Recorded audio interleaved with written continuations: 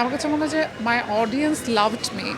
So এখন আমার মনে হয় যে আমার টেনশনটা আরও বেড়ে গেছে যে আচ্ছা আরও ভালো ফিল্ম করতে হবে, আরও বেটার ফিল্ম করতে হবে। সো অনেক ইন্সপিরেশন, আবার টেনশনও আছে। আমাদের তো সিনেমা অনেক ভালো চলছিল, শুধু প্রেশার কুকার ভালো চলছিল এমনটা না।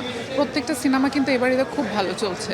ওই জায়গা থেকে হঠাৎ করে মানে সারাদিন হয় কি মানুষের যে বিভিন্ন কাজে সবাই বিজি থাকে, সন্ধ্যার পরে সিনেমা দেখতে আসে। এখন সিনেমা হল বন্ধ হয়ে গেছে, এতে মানে মানুষ তাহলে সিনেমাটা দেখবে কখন? সকালবেলা ঘুম থেকে উঠে তো পসিবল না। এটা তো আমি নিজেও একজন অডিয়েন্স, আমিও কোনো না কোনো সিনেমা দেখতে যাব। তো এটা আসলে আমরা আপনাদের মাধ্যমেই এটা গভর্নমেন্টকে বলতে চাই যে যেহেতু আমাদের ঢাকা শহরে বিনোদনের জায়গা অনেক কম, মানুষ সিনেমাটাকে এখন বাংলা সিনেমার অনেক ভালো সময় যাচ্ছে।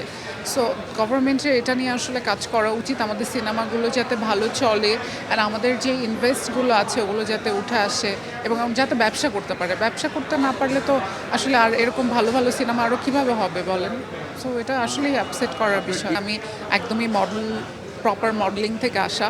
সো কম্পিটিটর আমি কাউকে মনে করব না, কম্পিটিশন বা কম্পিটিটর বলতে চাই না, বাট শেখার অনেক কিছু আছে সবার থেকেই। আমার প্রিন্স আর রাক্ষস মানে প্রিন্স, দম, রাক্ষস এখনও দেখা হয়নি, বনলতা এক্সপ্রেস দেখেছি। সো এই জায়গা থেকে মনে হচ্ছে যে দম খুবই ডিফারেন্ট জনরার একটা সিনেমা, বাংলাদেশে বড় বাজেটের সিনেমা। আবার বনলতা এক্সপ্রেস তো একটা ফ্যামিলি ফিল্ম। সো এটা আমার মনে হচ্ছে যে এই দুটা তো দেখেছি, আর বাকিগুলো দেখা যাক। আমি এতটুকু আপনাদেরকে এবং অডিয়েন্সকে বলতে চাই, আমি যখন মডেলিং করেছি আমি সব বেস্ট ব্র্যান্ডের সাথে কাজ করেছি, বেস্ট মানুষজনের সাথে কাজ করেছি, বাইরে শোজ করেছি ইন্টারন্যাশনালি, এবং সিনেমার জায়গাটা ইনশাল্লাহ আমি এটা মেনটেন করব।